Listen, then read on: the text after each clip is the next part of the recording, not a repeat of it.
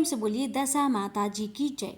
प्यारे भक्तों, आज आप सभी रसपान करेंगे श्री दशा माता जी की संपूर्ण व्रत कथा। जब मनुष्य की दशा प्रतिकूल होती है तो अच्छे काम करने से भी बुरा प्रभाव होता है। जब उसकी दशा अनुकूल होती है तभी उसका कल्याण संभव है। इसी को माँ दशा माता के व्रत के नाम से जाना जाता है। ऋषियों महर्षियों ने अपने अनुभव से सिद्ध किया है कि जब मनुष्य की दशा प्रतिकूल होती है तो अच्छे काम करने से भी बुरा प्रभाव होता है। जब उसकी दशा अनुकूल होती है तभी उसका कल्याण संभव है। इसी दशा को भगवती माँ दशा माता के नाम से जाना जाता है। महिलाएं दशा माता जी का व्रत पूजन करती है और इस अवसर पर वे निम्नलिखित कथा को पढ़ती या सुनती है। जब तुलसी के पौधे में जौ जहाँ उगे वहीं लगा हो, बाल निकले, कलोड़ी गाय बछड़ा जने, पहलोठी घोड़ी का बछड़ा हो, स्त्री के प्रथम गर्भ से बालक उत्पन्न हो, तब इन बातों का समाचार पाकर दशा माता के व्रत का संकल्प लिया जाता है। परंतु शर्त यह है कि बच्चे शुभ घड़ी में उत्पन्न हुए हो। ऐसी ही स्थिति में दशा माता का गांडा लिया जाता है। 9 सूत कच्चे धागे को लेकर और 1 सूत व्रत करने वाली के आंचल को लेकर इस प्रकार 10 सूत का एक गांडा बनाकर उसमें गांठ लगाते हैं। दिन भर व्रत रखने के बाद शाम को गांडे की पूजा की जाती है। 9 व्रत तक तो शाम को पूजा होती है, परंतु 10वें व्रत को दोपहर से पहले पूजा की जाती है। जिस दिन दशा माता का व्रत रखा जाए उस दिन जब तक पूजा ना हो जाए किसी को कोई वस्तु यहाँ तक कि आग तक नहीं देते। पूजा से पहले उस दिन किसी का स्वागत भी नहीं करना चाहिए। एक नौक वाले पान पर चंदन से दशा माता जी की प्रतिमा बनाई जाती है। पृथ्वी को लीपकर चौक पर पुर कर उस पर पटरा रखते हैं। पटरे पर पान को रखते हैं। पान के ऊपर गंडे को दूध में भिगाकर रख देते हैं। हल्दी पुष्प और अक्षत से गंडे की पूजा की जाती है और घी गुड़ बतासा आदि का भोग लगता है। हवन करने के बाद कथा कही जाती है। कथा समाप्त होने पर पूजा की सामग्री को गीली मिट्टी के पिंड में रखकर मौन धारण कर व्रत रखने वाली स्त्री उस मिट्टी को अच्छे प्रकार फेरती है। फिर स्वयं ही उस कुएं या तालाब में सिराकर पारण करती है। पारण के समय बोलना नहीं चाहिए। पारण को थाली में नहीं छोड़ना चाहिए। थाली को पानी से धोकर उसे पी लेना चाहिए। तो आइए रसपान करते हैं दशा माता जी की 10 दिनों की 10 कथा। इस कथाओं को दशा माता के व्रत के दौरान हर रोज एक बार अवश्य सुनिएगा। दशा माता जी आप सभी माताओं की, हर भक्तों की हर मनोकामना को पूर्ण करे। प्रेम से बोलिए दशा माता जी की जय। जय श्री गणेश। कथा इस प्रकार है।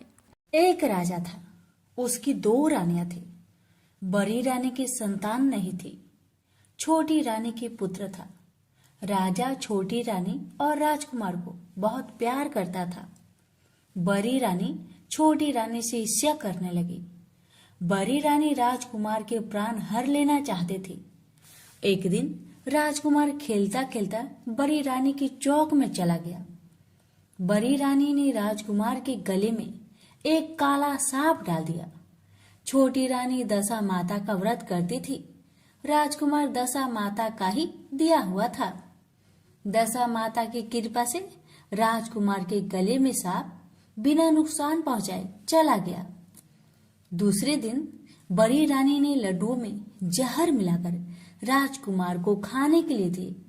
राजकुमार जैसे ही लड्डू खाने लगा तो दशा माता एक दासी का रूप धारण कर आई और राजकुमार के हाथ से लड्डू छीन ले गई। बड़ी रानी का यह बार भी खा ले गया। रानी को बड़ी चिंता हुई कि किसी भी तरह से राजकुमार को मारना है। तीसरे दिन जब राजकुमार फिर बड़ी रानी के आंगन में खेलने गया तो रानी ने उसे पकड़कर गहरे कुएं में ढकेल दिया। चूंकि कुआं बड़ी रानी के आंगन में बना था, इसलिए किसी को भी पता नहीं चला कि राजकुमार कहाँ गया, लेकिन जैसे ही बड़ी रानी ने राजकुमार को कुएं में ढकेला तो दशा माता ने उसे बीच में ही रोक लिया। हर दोपहर हो जाने पर राजकुमार के न लौटने पर राजा व छोटी रानी को चिंता सताने लगी। दशा माता को भी इस बात की चिंता हुई, राजकुमार को उसके माता पिता के पास किस प्रकार पहुंचाया जाए। राजकुमार को तलाश करने वाले कर्मचारी निराश होकर बैठ गए। राजा व छोटी रानी पुत्र शोक में रोने लगे। तब दशा माता ने भिखारी का रूप धारण किया और राजकुमार को गले से लगाया राजद्वार पर पहुंची। वह राजकुमार को एक वस्त्र में छिपाए हुए भिक्षा मांगने लगी। सिपाहियों ने उसे धुतकार कर कहा, तुझे भिक्षा के पड़ी है और यह राजकुमार खो गया है। सारे लोग दुख और चिंता से व्याकुल हो रहे हैं। इस पर दशा माता बोली, भाइयों, पुण्य का प्रभाव बड़ा ही विचित्र होता है। यदि मुझे भिक्षा मिल जाए तो संभव हो कि खोया हुआ राजकुमार तुम लोगों को मिल जाए। यह कहकर वह देहरी पर पैर रखने लगी। सिपाहियों ने उन्हें आगे बढ़ने से रोका। उसी समय दशा माता ने बालक का पैर वस्त्र से बाहर कर दिया। सिपाहियों ने समझा कि कुंवर उसके हाथ में है, इसलिए उसे अंदर जाने दिया। दशा माता कुंवर को लिए हुए भीतर चली गई। उसने राजकुमार को चौक में छोड़ दिया और वापस चली गई। परंतु रानी ने दशा माता रूपी भिखारिन को देख लिया था। उसने कहा कि खड़ी रहो, और कौन हो तुम? तुमने 3 दिन मेरे बेटे को छिपा कर रखा था। तुमने ऐसा क्यों किया? तुम्हें मेरे प्रश्नों का उत्तर देना होगा। दशा माता उसी समय ठहर गई। उन्होंने बताया कि मैं तुम्हारे पुत्र की चोरी करने वाली नहीं हूँ। मैं तो तुम्हारी आराध्य देवी दशा माता हूँ। मैं तुम्हें सचेत करने आई हूँ कि बड़ी रानी तुमसे ईर्ष्या रखती है। वह तुम्हारे पुत्र के प्राण हर लेना चाहती है। एक बार उसने तुम्हारे पुत्र के गले में काला सांप डाला था, जिसे मैंने भगाया। दूसरी बार उसने इसे 20 के लड्डू खाने को दिए थे, जिन्हें मैंने उसके हाथों से छीन लिए थे। इस बार उसने तुम्हारे राजकुमार को अपने आंगन के कुएं में ढकेल दिया था और मैंने इसे बीच में ही रोककर रक्षा की। इस समय मैं भिखारिन के भेष में तुम्हें सचेत करने आई हूँ। यह सुनकर छोटी रानी दशा माता के पैरों में गिरकर क्षमा मांगने लगी। छोटी रानी विनती भाव से बोली, जैसी कृपा आपने मुझ पर दर्शन देकर की है, मैं चाहती हूँ कि आप सदैव इस महल में निवास करें। मुझसे जो सेवा पूजा होगी मैं करूंगी। इस पर दशा माता बोली कि मैं किसी के घर में नहीं रहती। जो श्रद्धा पूर्वक मेरा ध्यान स्मरण करता है, मैं उसी के हृदय में निवास करती हूँ। मैंने तुम्हें साक्षात दर्शन दिए हैं, इसलिए तुम सुहागिनों को बुलाकर उन्हें यथाविधि आदर सत्कार के साथ भोजन कराओ और नगर में ढिंढोरा पिटवा दो कि सभी लोग मेरा डोरा ले और व्रत करे। इतना कहकर दशा माता अंतर्ध्यान हो गई। रानी ने अपने राज्य की सौभाग्यवती स्त्रियों को निमंत्रण देकर बुलवाया और उपटन से लेकर शिरोभूषण श्रृंगार कर उनकी यथाविधि सेवा कर भोजन करवाया और दक्षिणा में गहने आदि देकर विदा किया। रानी ने अपने राज्यों में ढिंडोरा पिटवा दिया कि अब से सब लोग दशा माता का डोरा लिया करे। प्रेम से बोलिए दशा माता की जय। दशा माता जी की दूसरी कथा। दशा माता माँ पार्वती का ही एक रूप है। आपसे हमारी निवेदन है, कथा को पूरा अवश्य सुनिएगा और कमेंट बॉक्स में दशा माता की जय लिखना ना भूले और इस वीडियो को दूसरे भक्तों के पास भी शेयर कीजिएगा। कथा इस प्रकार है। एक घर में सास बहू रहती थी। बहू का पति विदेश गया था। एक दिन सास ने बहू से गांव में से आग लाकर भोजन बनाने के लिए कहा। बहू गांव में आग लाने गई पर किसी ने भी उसे आग नहीं दी और उससे कह दिया कि जब तक दशा माता की पूजा न हो जाती तब तक आग नहीं मिलेगी। बेचारी बहू खाली हाथ घर लौट आई। उसने सास को बताया कि गांव भर में आज दशा माता की पूजा है इसलिए कोई आग नहीं दे रहा है। शाम हो जाने पर सास आग लेने गांव गई तो स्त्रियों ने उसे आराम से बैठाया और कहा कि सुबह तुम्हारी बहू आग लेने आई थी, परंतु हमारे यहाँ पूजा नहीं हुई थी इसलिए आग नहीं दे सके। सास आग लेकर अपने घर पहुंची ही थी कि एक आदमी बछड़ा लिए आया और उसके पीछे ब्याही कलोड़ी गाय थी। स्त्री ने उससे पूछा कि यह गाय क्या पहलीठी ब्याही है? आदमी ने उत्तर दिया हाँ। उसने फिर पूछा कि बछड़ा है या बछिया? उसने जवाब दिया कि बछड़ा है। सास ने घर जाकर बहू से कहा आओ हम दोनों ही दशा माता के गंडे ले और व्रत करें। दोनों सास बहू ने गंडे लिए। सवेरे व्रत आरंभ किया। 9 व्रत पूरे हो जाने पर 10वें दिन गंडे की पूजा की। सास बहू दोनों ने मिलकर गोल गोल 10 अर्थात कुल 20 फेरे बनाए। 21वां एक बड़ा फेरा गाय को दिया। पूजन समाप्त होने पर सास बहू दोनों पारण करने बैठी। उसी समय बुढ़िया के बेटे ने विदेश से आकर दरवाजे पर आवाज लगाई। आवाज सुनकर माँ ने मन में सोचा कि क्या हर्ज है, उसे जरा देर ठहरने दो, मैं पारायण करने के बाद किवाड़ खोलूंगी। हर बहू ने आवाज सुनी तो उसे ठहरने का साहस नहीं हुआ। अपनी थाली का अन्न इधर उधर करके झट पानी पीकर उठ खड़ी हुई। उसने जाकर किवाड़ खोले। पति ने उससे पूछा कि अम्मा कहाँ है? बहू ने उत्तर दिया कि वह तो अभी पारण कर रही है। तब पति बोला मैं तेरे हाथ का जल नहीं पीऊंगा क्योंकि मैं 12 बरस में घर आया हूँ। इतने दिनों तक न जाने तू किस प्रकार रही होगी। अम्मा आएगी वह जल लाएगी तभी जल पीऊंगा। यह सुनकर स्त्री चुपचाप बैठ गई। इतने में उसकी अम्मा पारण कर अपनी थाली धोकर पी चुकी। तब वह लड़के के पास गई। लड़के ने सादर उसके पैर छुए। अम्मा उसे आशीर्वाद देकर भीतर घर में ले गई। माता ने थाली परोस कर रखी। बेटा भोजन करने लगा। उसने हाथ में पहला ग्रास लिया ही था कि फेरों के वे टुकड़े जो बहू ने अपनी थाली में फेंक दिए थे अपने आप उछलकर उसके सामने आने लगे। बेटे ने माँ से पूछा यह सब क्या हो रहा है माँ? माँ बोली मैं क्या जानूं, बहू जाने। यह सुनकर बेटा आग बबूला होकर बोला ऐसी बहू मेरे किस काम की जिसके चरित्र की तू साक्षी नहीं है। उसको मैं घर में नहीं रख सकता। इसे अभी घर से निकालो। यदि यह घर में रहेगी तो मैं घर में नहीं रहूंगा। माँ ने बेटे को व्रत के पारण का सब हाल बताकर हर तरह से समझाया, परंतु वह मानने को तैयार नहीं हुआ।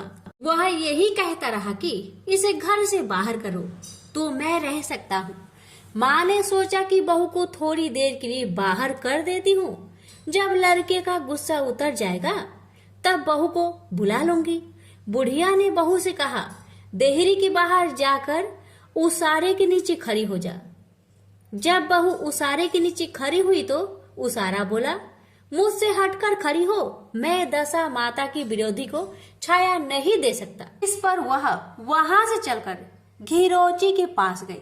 घिरोची बोली मुझसे हटकर खड़ी हो, मुझे इतना भार घरों का नहीं जितना तेरा है।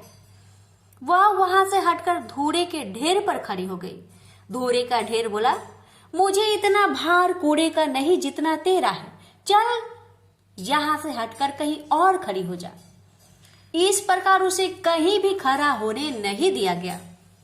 वह अपने मन में बहुत दुख मान रही थी। वह जंगल में चली गई। जंगल में भूखी प्यासी घूमती फिरती अंधेरी कुएं में गिर पड़ी। वह उसमें गिर तो पड़ी परंतु उसे चोट न आई। वह नीचे बैठ गई। अचानक राजा नल शिकार खेलते खेलते वहां पहुंच गए। उनके साथी बिछुड़ गए थे।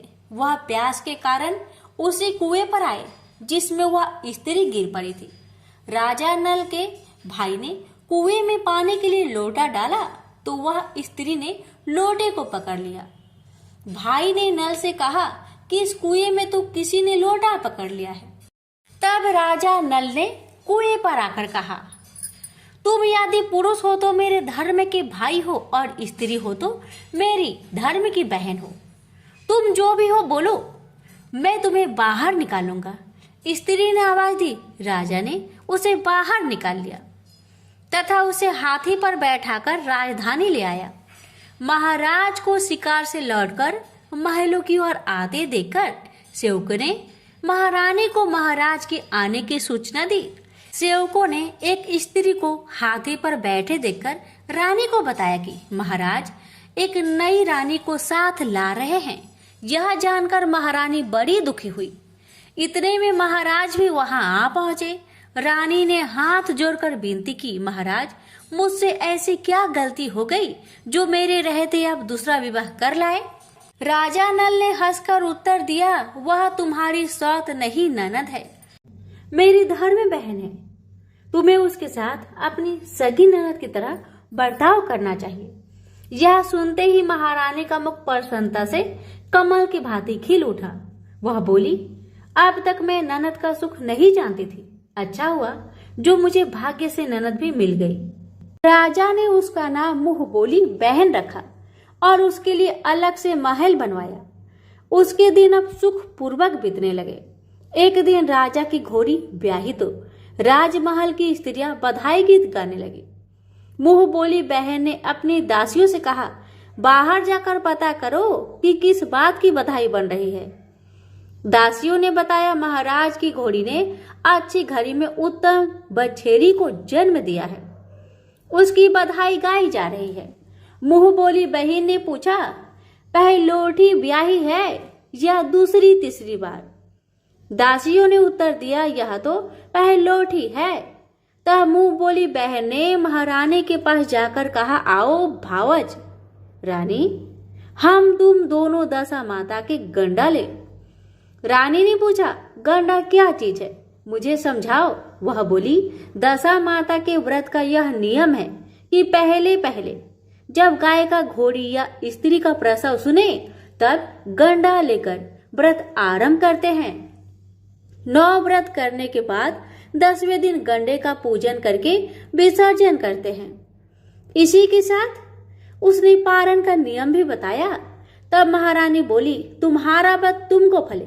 मैं पूरी और दूध की खीर खाने वाली रानी महारानी वाला बन फरा गोली की पापड़ी खाकर कैसे रह सकती हूँ। ऐसा खाना मेरी वाला मारी मारी फिरी और आपके देश में आ गई हूँ। महारानी ने उदासीनता के साथ कहा, मुझे क्या पड़ी है, तुम्हें जो अच्छा लगे वह करो, मैं मना तो नहीं कर रही हूँ। मुंह बोली बहन ने श्रद्धा पूर्वक गंडा लिया। 9 दिन तक व्रत किए। 10वें दिन विधि पूर्वक पूजन किया, पोला फरा बनाए और संध्या को पारण करने बैठी। उसी समय उसके पति को अनायास कुछ प्रेरणा सी हुई। वह अपनी माता से आज्ञा लेकर अपनी पत्नी को ढूंढने चल दिया। घूमता फिरता वह राजा नल की राजधानी में पहुंच गया और अपनी पत्नी का पता लगाने लगा। उसने एक कुएं पर कुछ औरतों को बातें करते देखा। कह रही थी, राजा की मुंह बोली बहन बहुत ही सुंदर स्त्री है, आजकल उसी का किया हुआ सब कुछ ऐसा होता है। दूसरी स्त्री बोली, वह सुंदर होने के साथ साथ धर्मात्मा भी है, जब से आई है तभी से उसने सदा व्रत खोल रखा है, उसके दरवाजे से कोई भी व्यक्ति खाली हाथ नहीं लौटता। तीसरी स्त्री बोली, वह जैसी धर्मात्मा है वैसी सदाचारिणी भी है। चौथी स्त्री बोली, वह सदाचारिणी और सर्वप्रिय भी है, सारी प्रजा उससे खुश है। पांचवी स्त्री बोली, यह तो सब है, परंतु अब तक यह पता नहीं चला कि वह कौन है और कहाँ की रहने वाली है। उन औरतों की बातें सुनकर वह साधु की भेष में राजा नल की मुंह बोली बहन के महल के द्वार पर जा पहुंचा। वहां उसने भिक्षा हेतु आवाज लगाई तो द्वारपाल उसे भिक्षा देने लगा। उसने द्वारपालों के हाथों से भिक्षा लेने से मना कर दिया और बोला, भिक्षा देने वाली स्वामिनी के हाथ से ही भिक्षा ग्रहण करूंगा, नहीं तो मैं अपने रास्ते चला। तब द्वारपाल ने उससे कहा, इस समय वह दशा माता का व्रत करके पारण कर रही है, पारण समाप्त होने के बाद ही वह तुझको भिक्षा दे सकती है, तब तक तुम प्रतीक्षा करो। वह चुपचाप बैठकर प्रतीक्षा करने लगा। पारण कर लेने के बाद वह मुट्ठी भर मोती लेकर आई, परंतु अपने सामने पति को पल्ला फैलाए देखकर वह मुस्कुराती हुई लौट गई। दोनों ने एक दूसरे को पहचान लिया था। महारानी ने मुंह बोली ननद को मुस्कुराते देखकर कहा, जब से तुम आई हो आज तक मैंने तुमको मुस्कुराते हुए नहीं देखा। आज इस साधु को देखकर हंसने का क्या कारण है? मुंह बोली बहन ने उत्तर दिया, वह साधु हमारे घर का है। रानी ने पूछा, तब वह ऐसे क्यों आया है? उसने कहा, वह अभी मेरा पता लगाने आया है। महारानी ने राजा नल से कहा, तुम्हारी मुंह बोली बहन के घर के लोग आए हैं। राजा ने कहा, उनसे कह दो कि अभी यहाँ से घर जाकर वहां से हमारी हैसियत से आए, तब मैं बहन की विदाई करूंगा। राजा नल की मुंह बोली बहन का पति घर जाकर अपनी माँ से बोला, तुम्हारी बहू राजा नल के यहाँ उसकी बहन बनकर रह रही है। वह रोज सदा व्रत करती है और नियम धर से दिन बिताती है। तब उसकी माता ने उससे आज्ञा दी कि बहू को ले आओ। वह डोली पीनस बाजे गाजे कहार आदि के साथ यथाचित सच धन कर राजा नल की राजधानी को चल दिया। राजा ने उसका यथोचित आदर सत्कार किया और कुछ दिन मेहमानी में रखकर विधि पूर्वक बहन की विदाई की। वह महल से बाहर निकल चलने लगी तो महल भी उसके पीछे पीछे चलने लगा। तब महारानी बोली, ननद जी तुम चली और मेरा महल भी ले चली, जरा पीछे मुड़कर तो देखती जाओ। जैसे ही उसने मुड़कर पीछे की ओर देखा तो राजा का संपूर्ण राजसी वैभव अचानक लुप्त हो गया। राजा की मुंह बोली बहन तो अपने पति के साथ आनंद से रहने लगी, परंतु राजा नल व रानी का यह हाल हो गया कि वे दोनों कमरी कथरी ओढ़े फिरने लगे। उनके भोजनालय में पत्ते खरखराने लगे। राजा नल रानी से बोले, अब हमें यहाँ से कहीं दूसरी जगह चले जाना चाहिए। रानी पतिव्रता स्त्री थी, उसने राजा की आज्ञा मान ली। चलते चलते वे एक गांव के पास पहुंचे। वहां पर बैरी के पेड़ पर बैर लगे हुए थे। राजा रानी दोनों भूखे थे। उन्होंने बैरों को उठाया तो बैर लोहे के हो गए। इस प्रकार राजा रानी जिस वस्तु को भी हाथ लगाते वह कंकर पत्थर में बदल जाती थी। इतने पर भी राजा रानी आगे बढ़ते गए। रास्ते में उन्हें एक व्यापारी मिला। व्यापारी ने राजा रानी को पहचान लिया। उसने राजा रानी के भोजन के लिए सैर भर आटा दिया। वे आटा लेकर एक नदी किनारे गए। महारानी भोजन बनाने लगी और राजा नल स्नान करने चले गए। उस नदी में मछुआरे मछलियां पकड़ रहे थे। मछुआरों ने राजा को 4 मछलियां दी। रानी ने मछलियां भूनकर रोटियां बना ली। राजा नल भोजन करने बैठे तो रोटियां ईंट में परिवर्तित हो गई और मछलियां उछलकर नदी में चली गई। यहाँ से चलकर राजा रानी अपनी मुंह बोली बहन के यहाँ गए। बहन को जब पता चला कि भाई भौजाई आए हैं तो उसने पूछा, कैसे आए हैं? रानी ने कहा कि लटके चिथरा भूखे कुकरा ऐसे आए। और कैसे आते? यह सुनकर उसे बड़ा लज्जा आई। उसने रानी राजा को एक कुम्हार के यहाँ ठहरा दिया। शाम को थाल सजाकर बहन स्वयं भौजाई से मिलने कुम्हार के घर गई। उसने भौजाई के सामने थाल रखा तो भौजाई ने कहा कि इस थाल में जो कुछ भी है उसे कुम्हार के चक्के के नीचे रख दो और चली जाओ। ननद थाल का सामान चक्के के नीचे रखकर चली गई। थोड़ी देर में राजा ने आकर रानी से पूछा, कहो बहन आई थी, क्या लाई थी? रानी ने कहा, आई तो थी पर जो कुछ लाई थी मैंने इसे चक्के के नीचे रखवा दिया है। राजा ने वहां देखा तो वहां कंकर पत्थरों के सिवा कुछ भी नहीं था। राजा को समझते देर न लगी कि ये सब कुदशा के कारण हो रहा है। भला वह मेरे लिए कंकर पत्थर क्यों लाएगी? अब राजा रानी वहां से चलकर अपने मित्र के घर गए। मित्र को लोगों से पता चला तो उसने उससे पूछा, कैसे आना हुआ?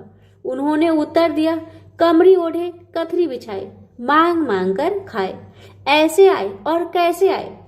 मित्र ने दुखी होकर कहा, कोई हानि नहीं, जैसे आए वैसे अच्छे आए। मित्र है उन्हें महलों में ले आओ। मित्र ने उन दोनों का स्वागत किया, स्वादिष्ट भोजन करवाया। एक कमरे में उनके लिए पलंग बिछवा दिए।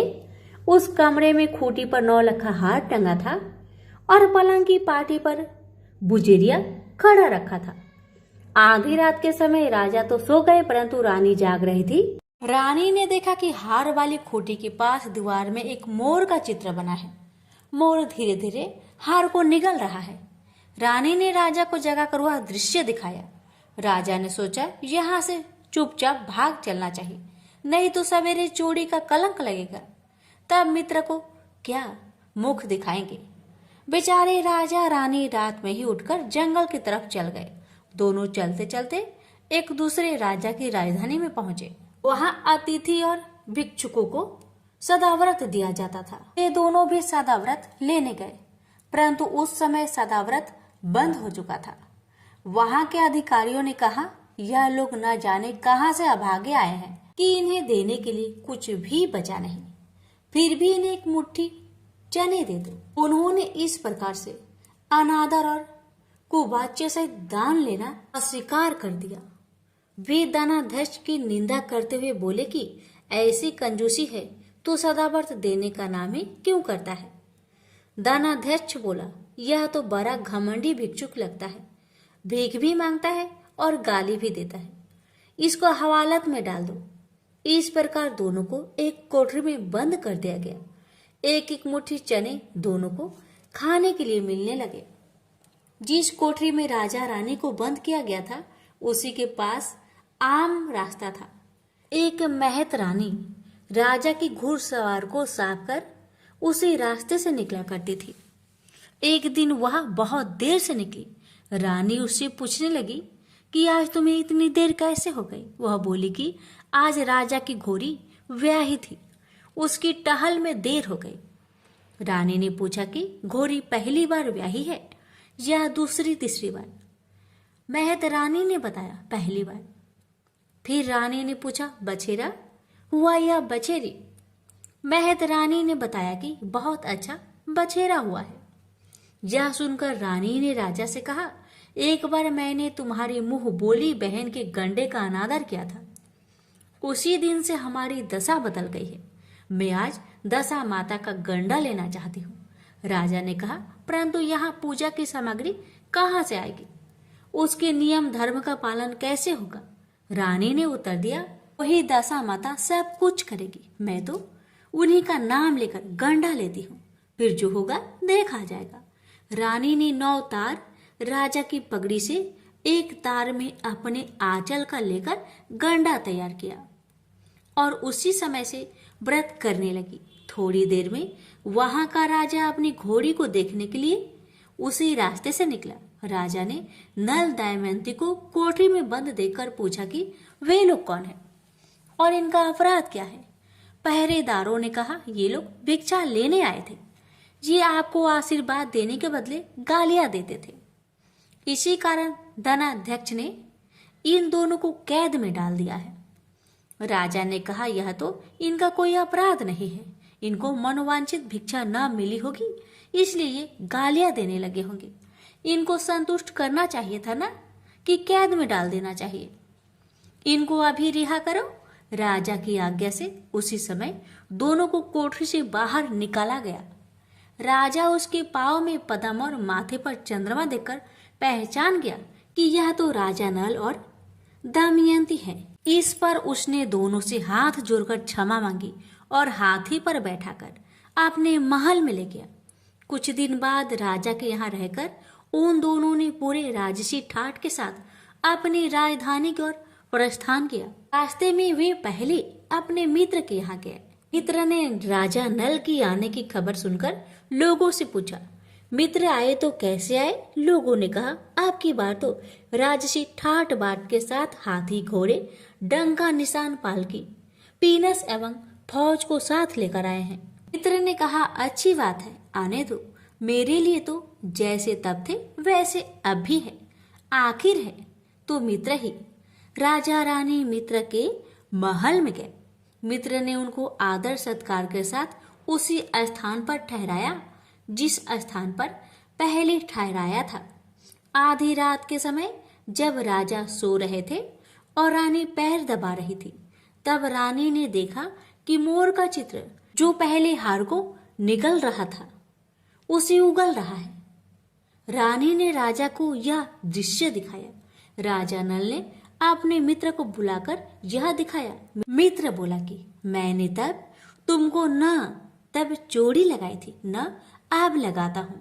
यह दृश्य कुदशा का फल था। आप निश्चिंत रहिए, मेरे मन में कोई मैल नहीं है।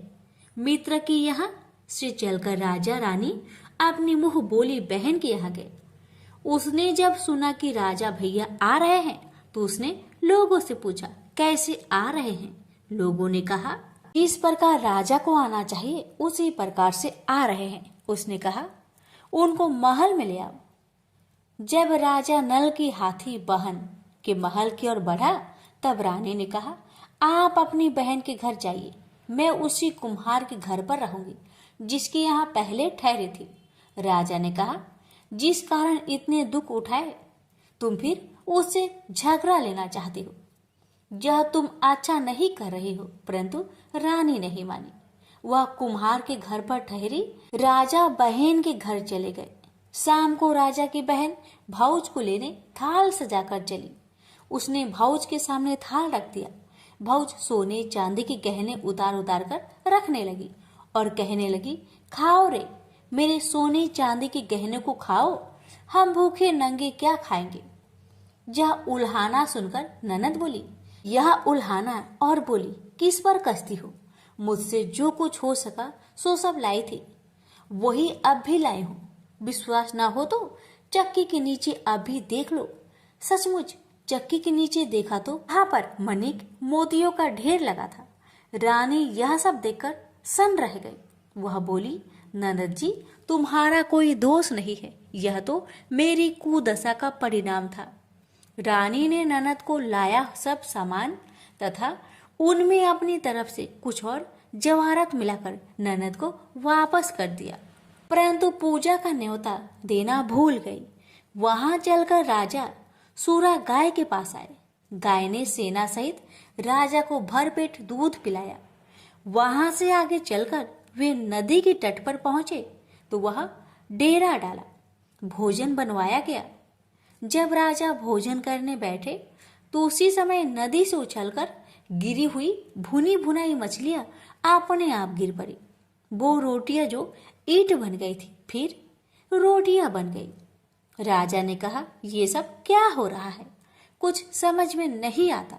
रानी ने बताया कि ये रोटियां और मछलियां वो ही हैं जो उस दिन हमें नसीब में नहीं मिली थी। यदि आपसे उस समय कहती कि तली हुई मछलियां जल में उछल कर गई और रोटियां ईंट बन गई तो आप कदापि भी इसे सच न मानते। इसी कारण मुझे बहाना बनाना पड़ा था। अब राजा रानी अपनी राजधानी की तरफ आगे बढ़े। जब राजा की फौज अपनी राजधानी के समीप पहुंची तो वहां के लोगों ने समझा कि दूसरे राजा ने राजधानी पर आक्रमण कर दिया है। वे घबरा गए। वहां के लोग नजराना लेकर राजा से मिलने गांव के बाहर आए। परंतु यह क्या? यह तो अपने राजा है। लोगों की प्रसन्नता का ठिकाना न रहा। वे श्रद्धा भक्ति के साथ महाराज के आगे चलकर उन्हें उनके महल में ले गए। रानी राजा ने महल में प्रवेश किया। रानी ने तुरंत दशा माता का पूजा का प्रबंध किया।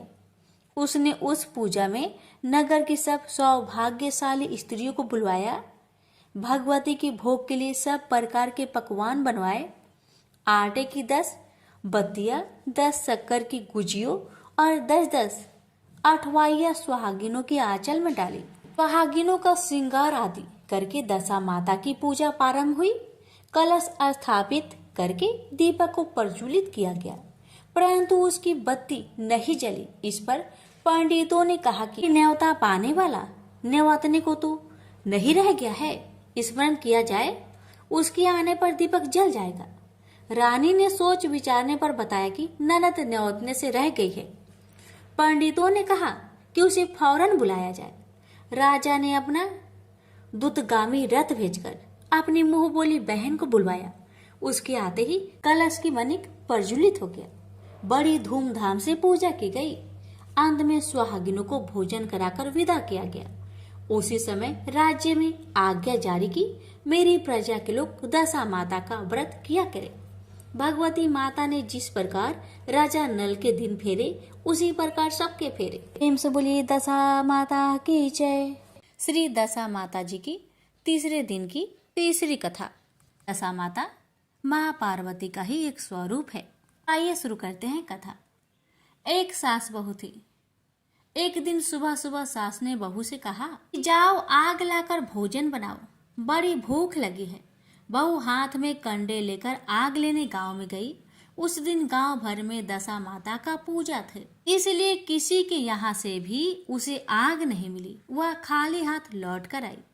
शाम होने पर वह पड़ोसन के पास जाकर बोली कि मेरी सास तो दशा माता का गंडा नहीं लेती है, परंतु अब की बार मैं गंडा लेना चाहती हूँ। मुझे पूजन की विधि भी बता देना। दोबारा जब गंडे लेने का समय आया तो बहू ने सास को बिना बताए दशा माता का गंडा ले लिया। 9 दिन तक वह किसी न किसी बहाने पड़ोसन के घर जाकर कथा सुनती रही। 10वें दिन उसे चिंता सताने लगी कि अब मैं पूजा कैसे करूंगी। वह मन ही मन दशा माता का ध्यान धरकर वह सोचने लगी कि आज सास कहीं बाहर चली जाए तो मैं शांति पूर्वक पूजा कर लूं। दशा माता की कृपा से सास बहू से बोली, मैं आज खेतों पर जा रही हूँ, यदि मुझे आने में देरी हो जाए तो तू मेरे लिए खेत पर खाना ले आना। बहू के मन की मुरादें पूरी हो गई। वह तो यही चाहती थी। उसने सासू माँ से कहा कि आप निश्चिंत होकर जाइए, घर का सब काम मैं निपटा लूंगी। सास के जाते ही बहू ने स्नान कर दशा माता की पूजा की। इसके बाद वह पूजा की सामग्री मिट्टी के गोले में रखकर उसे सिलाने के लिए जाने लगी थी कि उसकी सास खेतों से वापस आ गई। सास को देखकर बहू ने जल्दी से उस गोले को छाछ की मटकी में छिपा दिया। उसने सोचा कि उचित समय पर गोले को मट्ठे से निकालकर सिला आऊंगी। सास ने आते ही बहू से कहा, तू मुझे खाना देने क्यों नहीं आई? अब तक क्या करती रही? बहू ने कहा कि आज मैंने सिर के बाल धोए थे, उनके सूखने में देर लग गई, इस कारण भोजन बनाने में देर हो गई। मैं थाली लगाती हूँ, आप गुस्सा त्याग कर भोजन कीजिए। सास का गुस्सा कुछ शांत हुआ। वह पैर धोकर चौकी में बैठी ही थी कि उसका बेटा भी आ गया। वह अपनी माता के साथ भोजन करने बैठ गया। सास भोजन करके उठना ही चाहती थी कि उसका बेटा बोला, मुझे तो मट्ठा चाहिए।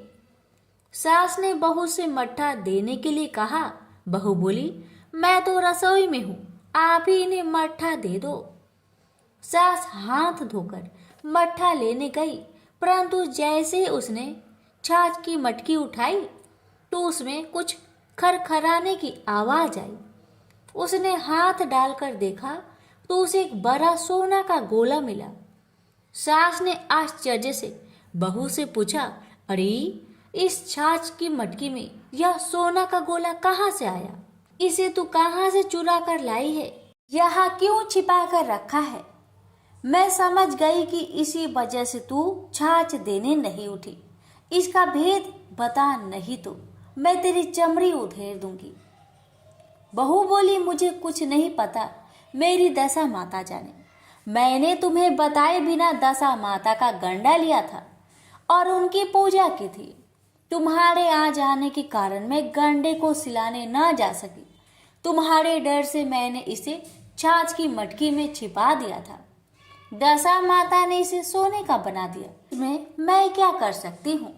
सास ने बहू को गले लगा लिया और कहा, अब मैं भी तेरे साथ गंडा लिया करूंगी और विधिवत व्रत और पूजन किया करूंगी। हे दशा माता, जैसे तुमने इनको दिया वैसे ही सब भक्तों को देने की कृपा करना। प्रेम से बोलिए दशा माता की जय। श्री दशा माता जी की चौथे दिन की चौथी कथा। एक साहूकार था, उसके परिवार में 5 पुत्र, उनकी 5 बहुएं तथा एक पुत्री थी। पुत्री का विवाह हो चुका था, परंतु उसका गौना नहीं हुआ। इस कारण वह भी अपने माता पिता के घर में रह रही थी।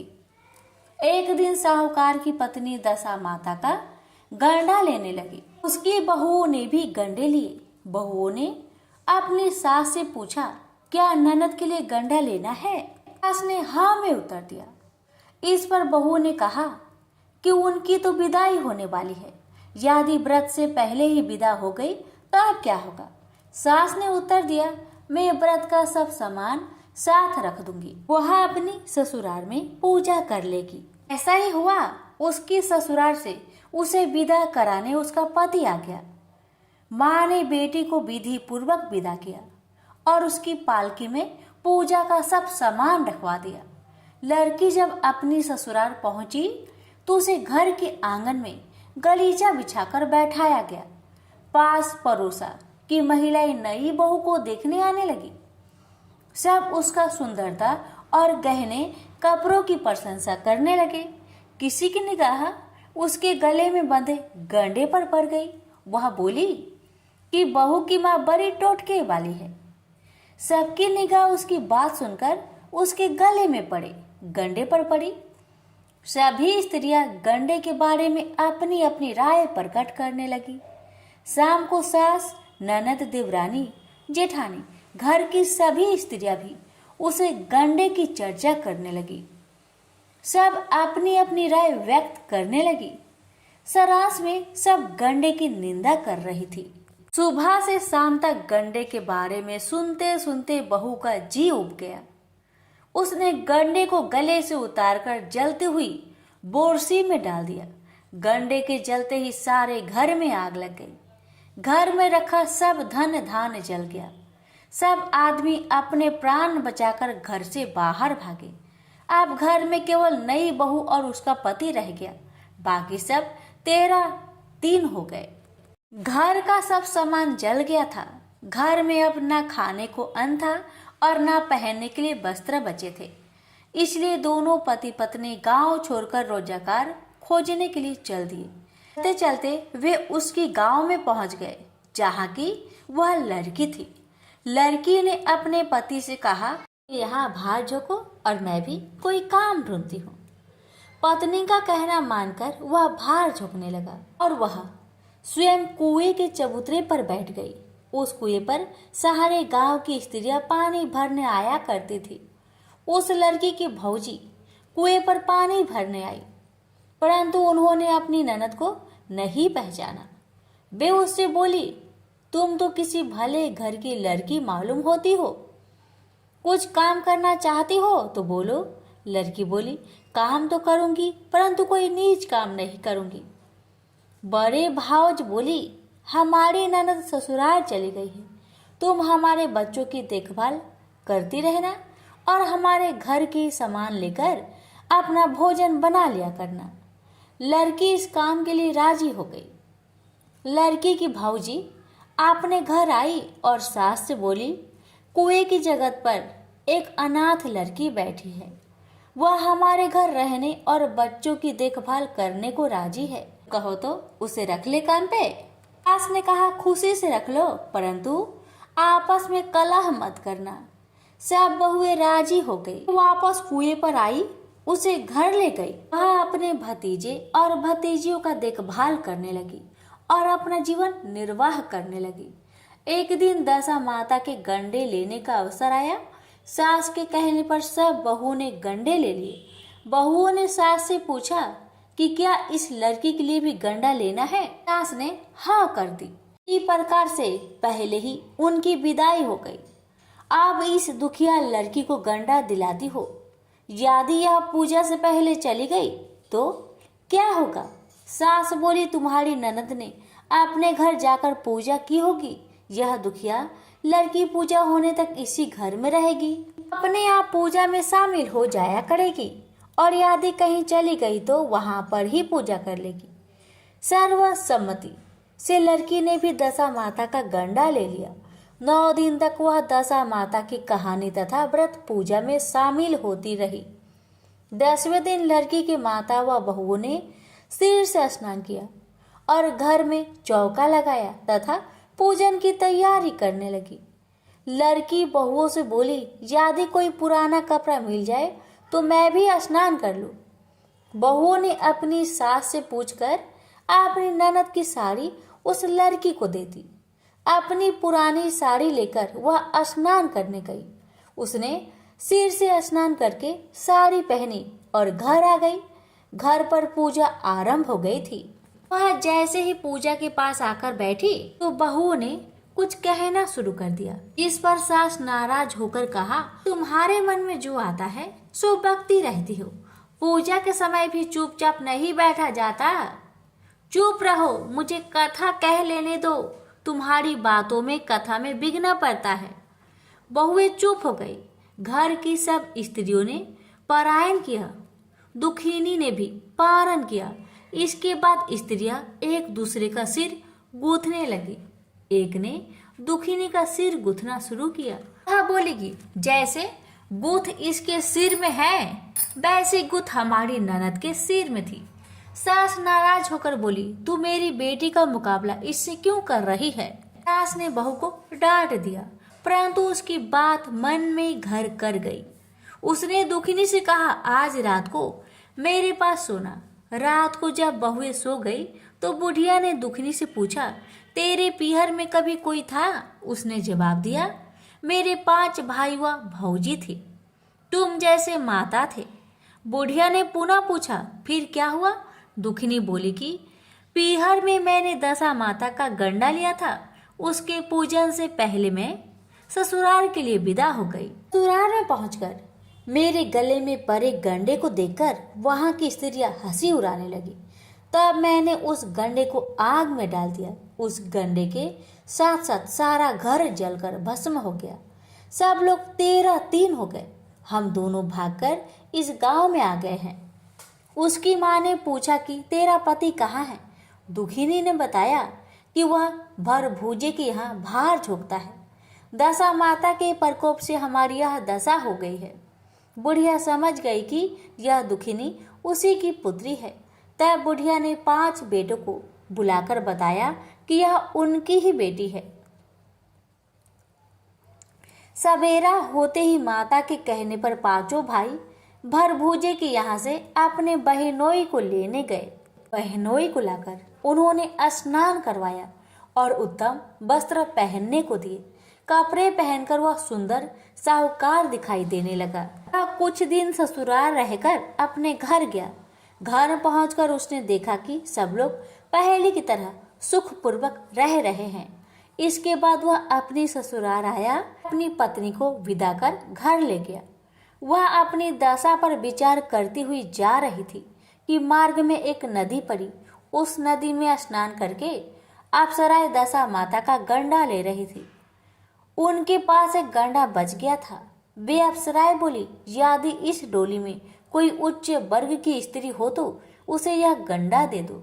उन्होंने डोली के पास जाकर पता किया और वह गंडा दुखिनी को दे दिया। अब दुखिनी अपनी ससुराल पहुंची तो उसकी सास छाछ सजाए, ननद कलश लिए और देवरानी जेठानी अन्य मांगलिक वस्तुएं लिए उसका स्वागत करने के लिए खड़ी थी। नेक दस्तूर हो जाने के बाद दुखिनी को आसन पर बैठाया गया। आसन पर बैठने के बाद दुखिनी बोली, आप लोगों ने पहली बार दशा माता के गंडे के लिए आप शब्द कहे थे। इसका फल यह हुआ कि घर के सब बिछड़ गए तथा घर का धन धान जलकर स्वाहा हो गया। बड़ी मुसीबतें उठाने के बाद अब ठिकाने से लगे हैं। आप में से कोई भी अब मेरी दशा माता के गंडे की निंदा करने की भूल न करे।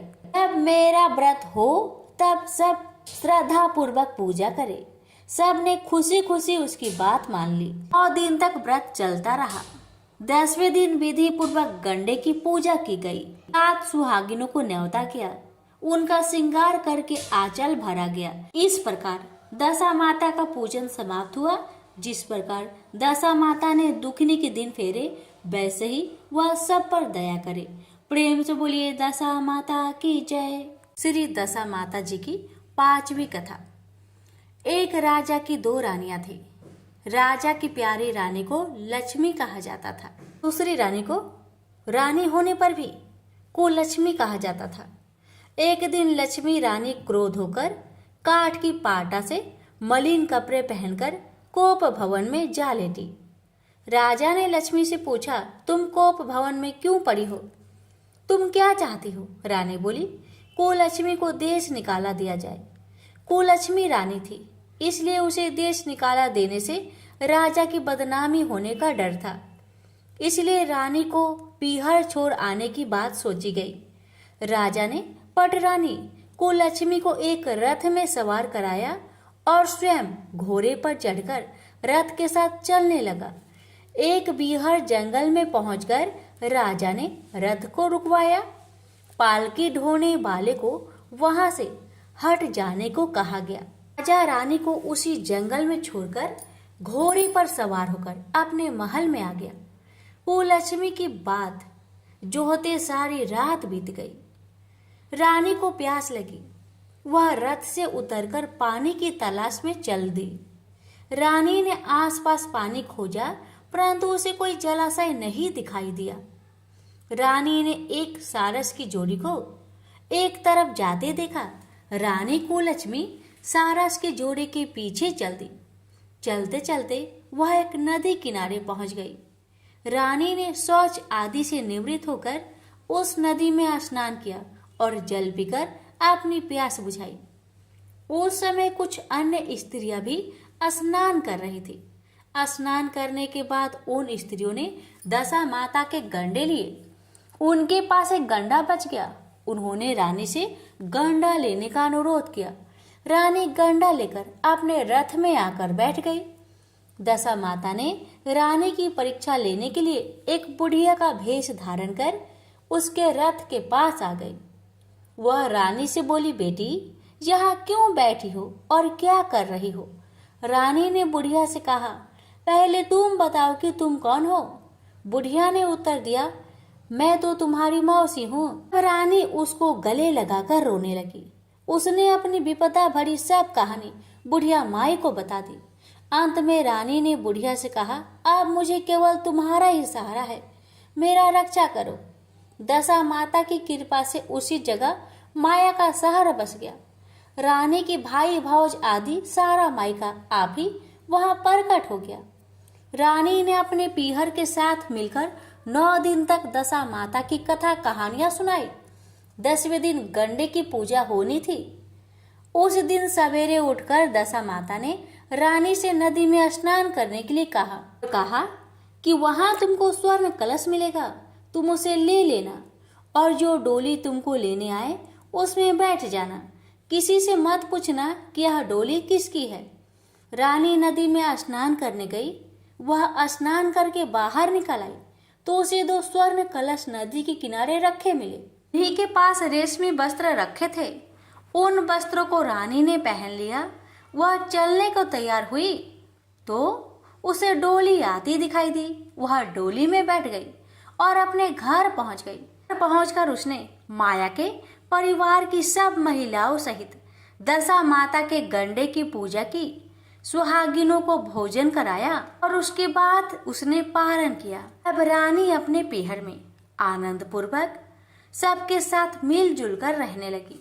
इधर कुछ समय बाद राजा को रानी कुलक्ष्मी का ध्यान आया। जिस दिन से मैं रानी को जंगल में छोड़कर आया था, तब से उसका कोई समाचार नहीं मिला। राजा ऐसा सोच ही रहे थे कि क्यों न चलकर देखा जाए कि कुलक्ष्मी का क्या हाल है।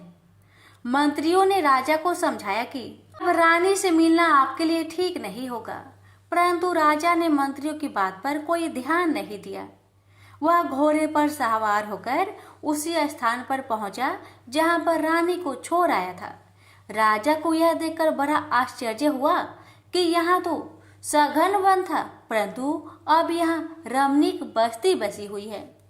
राजा ने लोगों से पूछा, यह कौन सी नगरी है?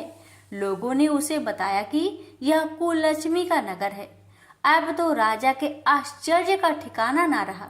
वह बार बार सोच रहा था कि क्या यह नगर मेरी पटरानी कुलक्ष्मी द्वारा बसाया गया है। राजा ने कुलक्ष्मी के महल के पास जाकर सूचना भिजवाई कि उनसे अमुक देश का राजा मिलना चाहता है।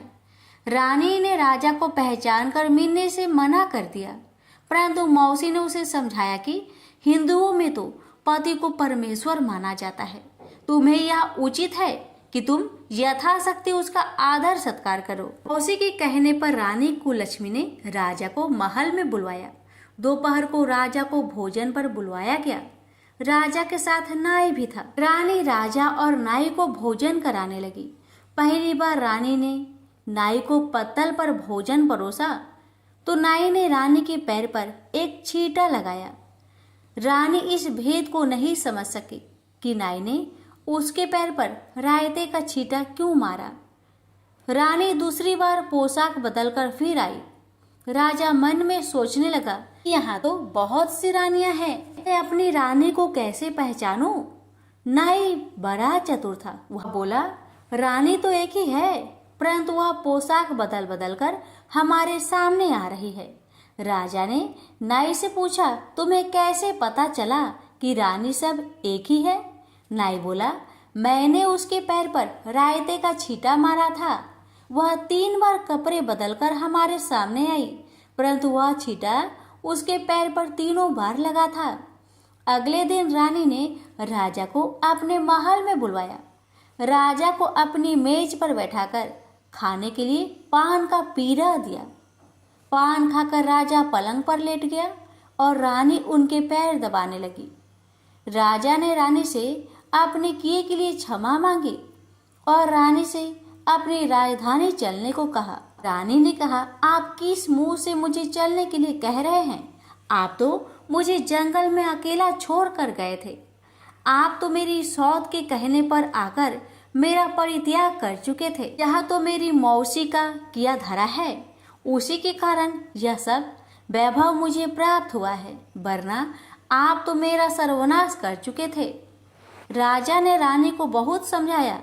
तब रानी बोली कि मैं केवल एक शर्त पर आपके साथ चल सकती हूँ। आप मेरी मौसी से वरदान मांगे कि वह यह नगरी आपकी राजधानी के पास पहुँचा दे, जिससे जब मेरा मन चाहे आपके पास रहूं और जब भी चाहे तो मौसी के दिए महल में चली जाऊं। मेरी मौसी बड़ी दयालु है, संभव है कि वह हमारी बात मान जाए। राजा ने दशा माता मौसी से प्रार्थना की। मौसी ने राजा की बात मानकर दोनों शहरों को पास पास स्थापित कर दिया, मानो एक दूसरे की ही भाग हो। राजा ने दशा माता की कृपा का फल जानकर शहर में ढिंडोरा पिटवाया। उसकी प्रजा दशा माता का पूजा किया करे। भगवती दशा माता ने जिस प्रकार कुलक्ष्मी पर दया करी, वैसे ही दया सब पर करना। प्रेम से बोलिए श्री दशा माता की जय। श्री दशा माता जी की छठी कथा। एक राजा था, उसकी रानी कोमलांगी थी। वह फूलों की सैया पर सोया करती थी। एक दिन फूलों के साथ एक कच्ची कली भी आ गई। कच्ची कली के कारण उसे रात को नींद नहीं आई। वह करवटें बदलती रही। राजा ने पूछा, प्रिय, आज क्या बात है जो तुम्हें नींद नहीं आ रही? रानी ने बताया कि आज फूलों में एक कच्ची कली आ गई है। वह मेरे शरीर में चुभ रही है, इसी कारण मुझे नींद नहीं आ रही है। राजा के शयन कक्ष में एक दीपक जल रहा था, जिसे ज्योति स्वरूप कहते हैं। ज्योति स्वरूप रानी की बात सुनकर हंसा। राजा ने हाथ जोड़कर उससे हंसने का कारण पूछा।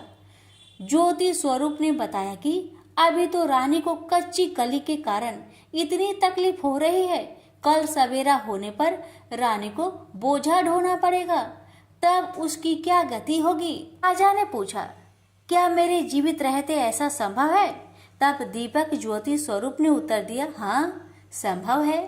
ज्योति स्वरूप की बात सुनकर राजा ने मन में सोचा कि देववाणी कभी असत्य नहीं होती, होने को कौन टाल सकता है। रानी को अवश्य बोझ ढोना पड़ेगा, परंतु यह हो सकता है कि यदि मैं इसे एक संदूक में बैठाकर समुद्र में बहा दूं, तो संभव है कि यह बोझ ढोने से बच जाए, क्योंकि समुद्र में डूब जाने पर बोझा ढोने से बच जाएगी।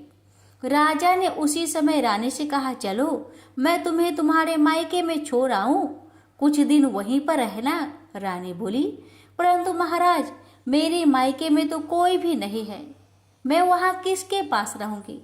राजा ने कहा कि तुम्हारे गोत्रज संबंधी वहाँ बहुत अच्छी दशा में हैं, मैं उन्हीं के पास तुमको भेज देता हूँ।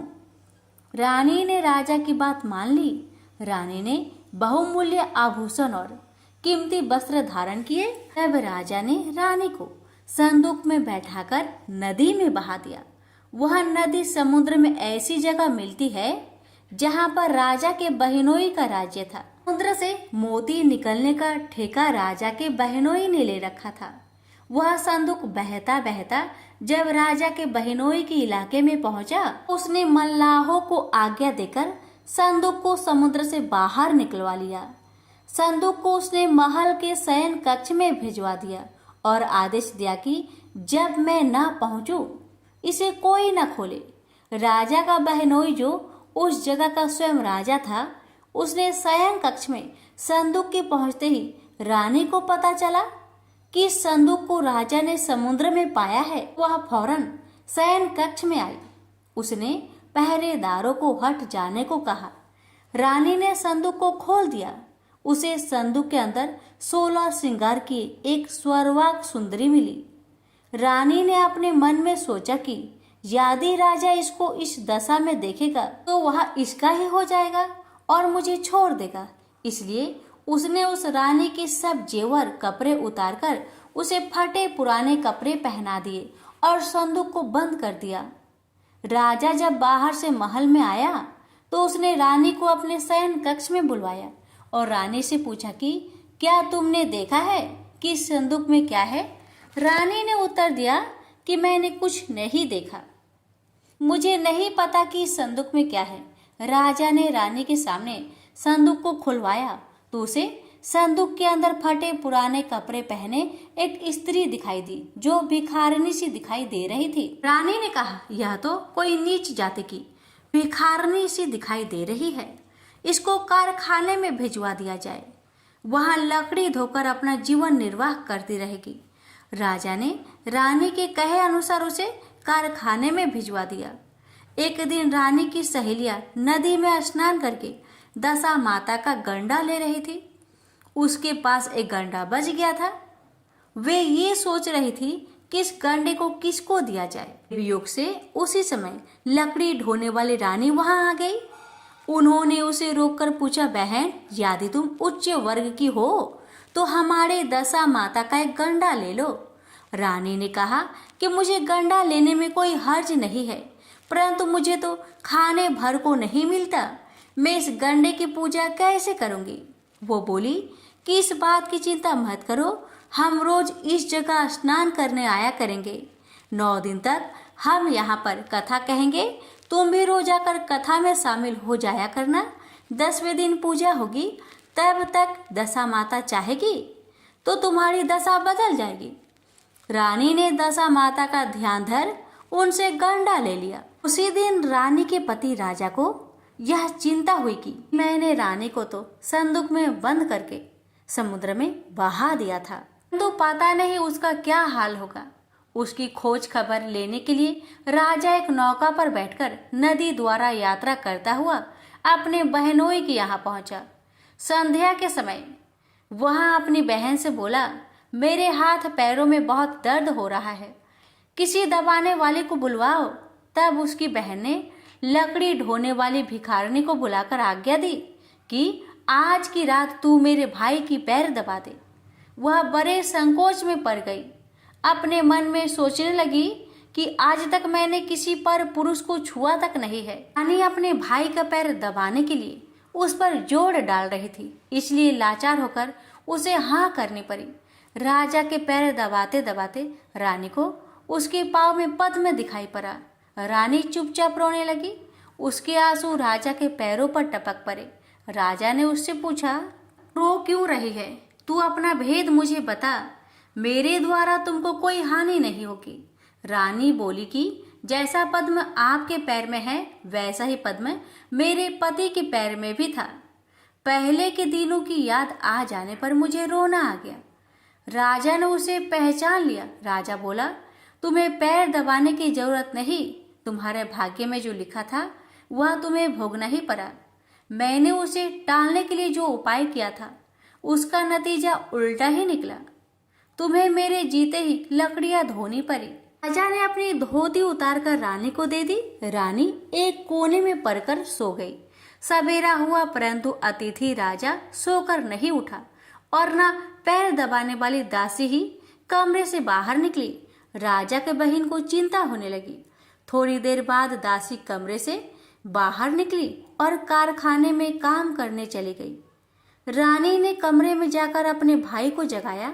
उसका भाई बोला, मेरी तबीयत ठीक नहीं है, मेरा सिर दर्द कर रहा है, मैं अभी आराम करना चाहता हूँ, मेरा जी बहुत व्याकुल हो रहा है। रानी ने पूछा कि आखिर बात क्या है, कुछ तो बताओ। राजा ने कहा, बड़ी शर्म की बात है, मैंने तुम्हारे भाउज को जानबूझकर संदूक में बैठाकर तुम्हारे पास इसलिए भेजा था कि इसे यहाँ आराम से रखा जाएगा, परंतु उसे तो यहाँ लकड़ियां ढोनी पड़ रही है कि तुमने सारे गहने कपड़े उतारकर उसे रास्ते की भिखारनी बना दिया। उसकी बहन बोली, मैंने उसे पहचाना ही नहीं। उसने दासियों को भेजकर उसे चुपचाप अपने पास बुलवाया। उसके आने पर बहने ने अपनी भाऊ से माफी मांगी, उसके पैर पकड़ लिए। कुछ दिनों तक वह अपने बहनोई बहन के घर रहकर रानी को साथ लेकर राजधानी लौट आया। रानी ने अपने महल में पहुंचकर सुहागिनों को न्योता भेजा। बड़े धूमधाम से दशा माता के गंडे की पूजा की और नगर में ढिंढोरा पिटवाया कि आज से अमीर गरीब सब दशा माता का गंडा लिया करे और श्रद्धा पूर्वक पूजा किया करे। जिसके पास पूजन पारण के लिए धन की कमी हो वह हमारे कोठर से ले जाया करे। जिस प्रकार रानी के दिन दशा माता ने फेरे, वैसे ही सबकी दशा को ठीक करे। प्रेम से बोलिए श्री दशा माता की जय। श्री दशा माता जी की 7वीं कथा। एक वृक्ष पर नर और मादा 2 पंछी रहते थे। उनके कोई संतान नहीं थी। ये पंछी मादा पंछी को बोझ कहकर घृणा करते थे। मादा चिड़िया बच्चे न होने के कारण बहुत दुखी रहती थी। एक दिन वह अपनी स्थिति पर विचार करती हुई अकेले नदी पर पानी पीने गई। वहां पर स्त्रियां दशा माता का गंडा ले रही थी। उनका एक गंडा बच गया था। उन्हें कोई उच्च वर्ग की स्त्री दिखाई नहीं दी जिसे वह गंडा देती। उन्होंने सोचा कि इस चिड़िया के गले में इस गंडे को बांध देते हैं, यह यहाँ आकर रोज कथा सुन लिया करेगी। इसे पूजन की विधि बता देंगे तो यह भी पूजन के दिन पूजा कर लेगी। तदनुसार उन्होंने चिड़िया के गले में दशा माता का गंडा बांध दिया और उसे समझाया कि प्रतिदिन 9 दिन तक यहाँ आकर कहानी सुन लिया करो। 10वें दिन 21 गेहूं के दाने लाकर उनमें से एक दाना दशा माता के नाम से नदी में डाल देना और शेष 20 दाने तुम स्वयं खा लेना। चिड़िया ने 9 दिन तक नियम पूर्वक दशा माता की कहानी सुनी। 10वें दिन स्त्रियों द्वारा बताई विधि के अनुसार गंडा एवं एक गेहूं का दाना नदी में डालकर पारण किया। कुछ दिनों के बाद उस चिड़िया के भी बच्चे हो गए। अन्य चिड़ियाओं को बड़ा आश्चर्य हुआ कि इसे तो बच्चे होते ही नहीं थे, अब बच्चे कैसे होने लगे। वह चिड़िया बोली, जब मुझे बच्चे नहीं होते थे तो सब मुझे बांझ कहकर दुत्कारती थी। अब मुझे दशा माता की कृपा से बच्चे होने लगे हैं। चिड़िया के पूछने पर उसने दशा माता का गंडा लेने का सारा हाल कह सुनाया और पूजा की विधि का भी वर्णन सुना दिया। तब से जंगल की सारी चिड़िया दशा माता का व्रत करने लगी। प्रेम से बोलिए दशा माता की जय। श्री दशा माता जी की 8वीं कथा। पुराने समय की बात है कि एक घर में जेठानी और देवरानी थी। वे दोनों निसंतान थी।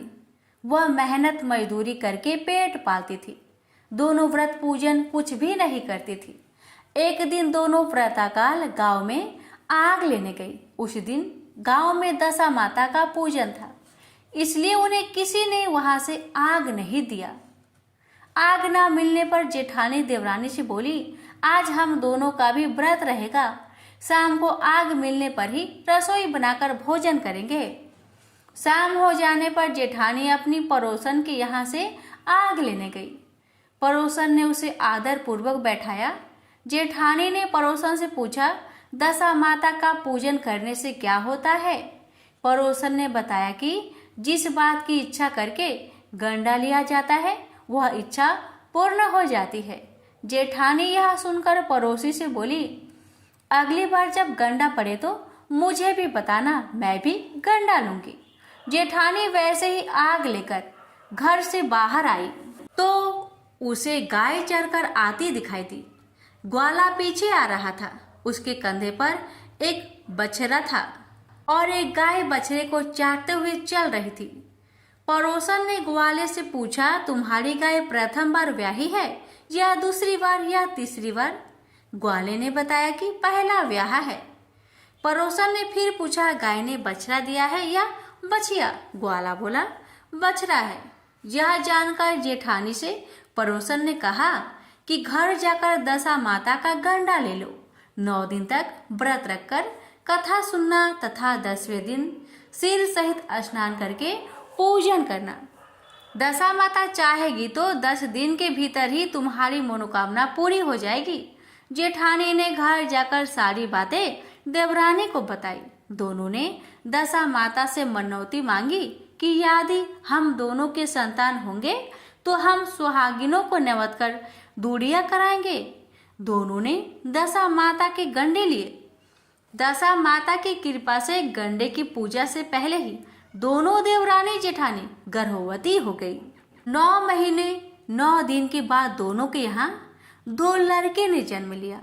लड़कों का नामकरण संस्कार के बाद देवरानी ने जेठानी से कहा, हमने जो सुहागिनों को न्योतने की मनौती मांगी थी उसे अब पूरा करना चाहिए। जेठानी ने कहा कि अभी ऐसी क्या जल्दी है, जब लड़कों का अन्नप्राशन संस्कार होगा तब सुहागिनों को न्योत देंगे।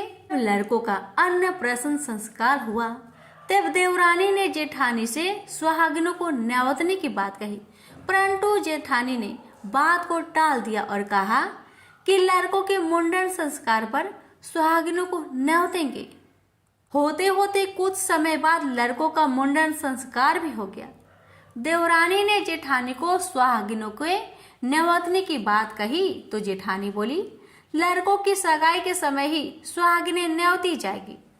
लड़के बड़े हो गए, उनकी सगाई भी हो गई, परंतु जेठानी ने अब का बार भी सुहागिनें नहीं न्योती। जेठानी बोली, जिस दिन लड़के की भावड़े पड़ेगी उसी दिन सुहागिनों को न्योता देंगे। इस पर देवरानी बोली, बहन तुम्हारी जब इच्छा हो तब सुहागिनें न्योत लेना, परंतु मैं तो पाछदान के दिन ही सुहागिनों को न्योत दूंगी। देवरानी ने मंडप पाछंद के दिन ही सुहागिनों को न्योत दिया, परंतु जेठानी ने कुछ भी परवाह न की। मंडप पाछादन के बाद मृतिका पूजन करके दोनों दूल्हे बारात सजाकर बैंड बाजा सहित ब्याहने चल दिए। देवरानी के बड़े बेटे का ब्याह बड़ी धूमधाम से सकुशल पूर्ण हो गया, परंतु जेठानी के सुहागिनों को न्योता नहीं दिया था, इसलिए दशा माता ठीक भौड़े के समय उसे हर कर ले गई। दूल्हे की सहसा गायब हो जाने के कारण वर कन्या दोनों पक्ष में हाहाकार मच गया। उसकी बारात खाली हाथ घर लौट आई, परंतु लड़की की माता बड़े संकट में पड़ गई कि यह अधब्याही लड़की से कौन ब्याह करेगा। पड़ोस के चतुर सुहागिन ने लड़की की माता को समझाया कि ब्याह का जो सामान बचा है उस सामान को लड़की के हवाले कर दिया जाए। लड़की मांगते भिखारियों को सदाव्रत देने लगी। एक दिन साधु तीर्थ यात्रा करता हुआ आया। गांव से दूर घने जंगल में एक पीपल का पेड़ था। लोग इस पीपल के पेड़ को पारस पीपल कहते थे। उसी पेड़ पर दशा माता का निवास था। साधु चलता चलता शाम को उसी पेड़ के नीचे ठहर गया। झाड़ूदार ने आकर उसी पेड़ के पास मैदान में झाड़ू लगाई। भिश्ती ने मस्क से वहां पर छिड़काव कर दिया तथा माली ने वहां फूल बिखेर दिए। तब अनेक देवता अनेक प्रकार की पोशाकें पहनकर आने लगे और यथास्थान बैठने लगे। सबके बाद से स्वर्ग से राजा इंद्र का सिंहासन उतरा। इसी के साथ स्वर्ग से अप्सराएं आकर सिंहासन के चारों ओर नाचने लगी। उसी समय अर्ध ब्याही लड़के को गोद में लेकर दशा माता पीपल के पेड़ से नीचे उतरी। इंद्र के साथ स्वर्ग से एक सूरा गाय भी आई थी। उसने 2 गिलास दूध दिया था। लड़के के अर्ध ब्याही भाग का 1 गिलास अलग रख दिया। दूसरे गिलास का दूध पी लिया। जब तक अप्सराओं का नाच गाना होता रहा, दशा माता लड़के को गोद में लेकर बैठी रही। प्रातः काल होते ही ताओ का दरबार भंग हुआ। साधु भी वहां से चलकर गांव में आया। साधु महाराज गांव में भिक्षा मांगते मांगते अर्ध ब्याही लड़की के घर पर पहुंचा। लड़की ने आदरपूर्वक साधु को बैठाया और भोजन तैयार किया। लड़की ने 3 पत्तल परोस कर रखा। पहला पत्तल अर्ध ब्याहे अपने पति के लिए रखी, दूसरी पत्तल बाबा जी के सामने रखी और 1 पत्तल अपने सामने रखी। बाबा ने अपने आप कहा, वह जो बात मैंने रात वहां देखी, यहाँ भी देखने को मिल रही है। साधु बाबा ने बात टालते हुए कहा, हम बैरागी लोग ऐसी अनेक बातें कहते रहते हैं, तुम्हें ऐसी बातों से क्या मतलब? तुम तो भोजन करो और भगवान का भजन करो। लड़की ने हट पकड़ ली। लड़की ने कहा, जब तक आप अपनी बात का खुलासा नहीं करेंगे मैं भोजन नहीं करूंगी। इस पर भी साधु बाबा चुप रहे। तब लड़की बोली कि आप साधु है और मैं सती हूँ। आप या तो अपने कथन को स्पष्ट कीजिए कि आपने रात को क्या देखा, नहीं तो मैं आपको श्राप दे दूंगी। तब साधु बाबा ने रात का सारा किस्सा कह सुनाया। यह सुनकर लड़की बाबा के साथ पीपल के पेड़ के पास जाने का निश्चय कर लिया। साधु बाबा आगे आगे चले और लड़की उनके पीछे पीछे चलती रही। साधु बाबा लड़की को पारस पीपल के पास छोड़ चले गए। संध्या होने पर नित्य की तरह जमादार ने झाड़ू लगाई, भिश्ती ने अपनी मस्क से पानी का छिड़काव किया और माली ने फूल बिखराए। देवताओं के राजा इंद्र आए। अप्सराओं का नाच गाना प्रारंभ हो गया। उसी समय दशा माता पीपल के पेड़ पर से उतरकर दरबार में बैठ गई। लड़के ने सूरा गाय से दूध लिया और 1 गिलास अर्ध ब्याही लड़के के लिए रख दिया। जैसे ही लड़के ने दूध का गिलास मुंह से लगाया, वैसे ही लड़की दूसरा गिलास हाथ में लेकर वर के सामने उपस्थित हो गई। बोली, अपना भाग लेने के लिए मैं उपस्थित हूँ। मेरे लिए क्या आज्ञा है? मैं सेवा करने के लिए तैयार हूँ। तब लड़का बोला, मैं इस तरह से तुमसे नहीं मिल सकता। मैं दशा माता की सेवा में रहता हूँ। मुझे अभी दरबार में जाकर दशा माता की गोद में बैठना होगा। यदि तुम्हें मुझसे प्यार है तो दशा माता को प्रसन्न करके उनसे मुझे अपने लिए मांग सकते हो, तब मैं तुम्हारा हो सकता हूँ। लड़का दूध पीकर दशा माता की गोद में जा बैठा। लड़की अप्सराओं के साथ नाच गाने लगी। जब सवेरा हुआ तो दशा माता ने इस नई लड़की को बुलवाकर पूछा, तुम कौन हो? तुम्हारे नाचने से मैं बहुत प्रसन्न हूँ। जो कुछ मांगना चाहती हो मांग लो। लड़की ने दशा माता से वचन ले लिया कि मैं जो कुछ भी मांगूंगी वह आप मुझे प्रदान करेंगी। माता ने तथास्तु कहा। तथास्तु कहने के बाद लड़की ने दशा माता से अपने पति को पकड़कर कहा, मुझे यही चाहिए। दशा माता ने कहा, तूने मांगा तो बहुत, परंतु मैं वचन दे चुकी हूँ। इसी कारण मैं तेरे पति को तुझे वापस देती हूँ। इंद्र ने पूछा कि भगवती, ये सब क्या राज है? मैं इस राज को जानना चाहता हूँ। तब दशा माता ने बताया कि लड़के मेरे वरदान से ही प्राप्त हुआ था और इसकी माता ने मनौती मांगी थी कि लड़का पैदा होने पर मैं सुहागिनों को न्योता दूंगी, परंतु उसने अभी तक अपना वचन पूरा नहीं किया। इस कारण मैं इस लड़के का विवाह मंडप से हर लाई थी। यह लड़की इसकी अर्धव्याही पत्नी है और पतिव्रता है। व्रता होने के कारण यह देव समाज में पहुंचकर मुझसे अपना पति मांग रही है। दशा माता के ऐसे वचन सुनकर इंद्र सहित सब देवताओं ने वर वधू के ऊपर पुष्प वर्षा की। तब तक साधु बाबा भी वहां आ गए। साधु बाबा दूल्हा और दुल्हन को साथ लेकर गांव की ओर चल पड़े। जब ये तीनों गांव के समीप पहुंचे तो गांव वालों ने दुल्हा दुल्हन को देखकर लड़की के पिता को सूचना दी कि तुम्हारी पुत्री अपने दुल्हे के साथ आ रही है।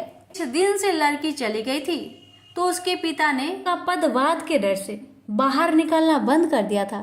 गांव वालों की यह भी बात सुनकर उसने घर के किवाड़ बंद कर दिया।